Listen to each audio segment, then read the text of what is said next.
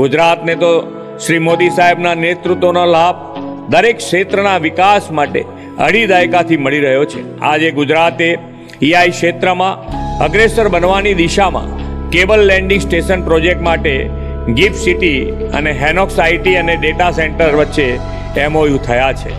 આના કારણે Gujarat hyper scale enterprising data centre માટે પસંદગીનું સ્થળ બનશે. ગુજરાત ગ્લોબલ ડેટા ટ્રાફિક માટે મહત્વપૂર્ણ ગેટવે બનશે અને ભારતની ડિજિટલ ઇન્ડિપેન્ડન્સી કેપેબિલિટી વધુ મજબૂત બનાવશે.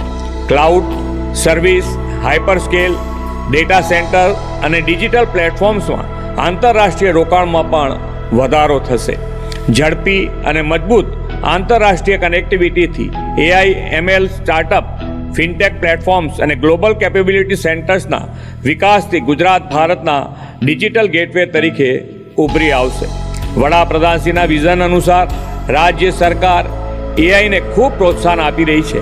આવનાર દિવસોમાં એઆઈ અને ખાસ કરીને એઆઈ ઇન ગવર્નન્સ અપનાવવાનું છે. એ માટે એઆઈ ટાસ્ક ફોર્સની રચના કરી છે અને રાજ્યના તમામ વિભાગો માટે ગુજરાત યુનિફાઈડ ડિજિટલ સ્ટેક તૈયાર કરવા જઈ રહ્યા છે.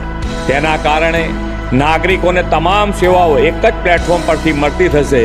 વિભાગો વચ્ચે ડેટા શેરિંગ ઝડપી અને સરળ બનશે અને યોજનાઓના આઉટકમનું રિયલ ટાઈમ એનાલિસિસ થઈ શકશે. એઆઈના સુચારુ ઉપયોગ માટે જીપીયુ ઇન્ફ્રાસ્ટ્રક્ચર વિકાસના કારણે રાજ્યના એઆઈના ડેટા સુરક્ષિત રહેશે. ગુજરાતી ભાષામાં એઆઈ મોડેલ વિકસિત થઈ શકશે અને રિસર્ચને વેગ મળશે.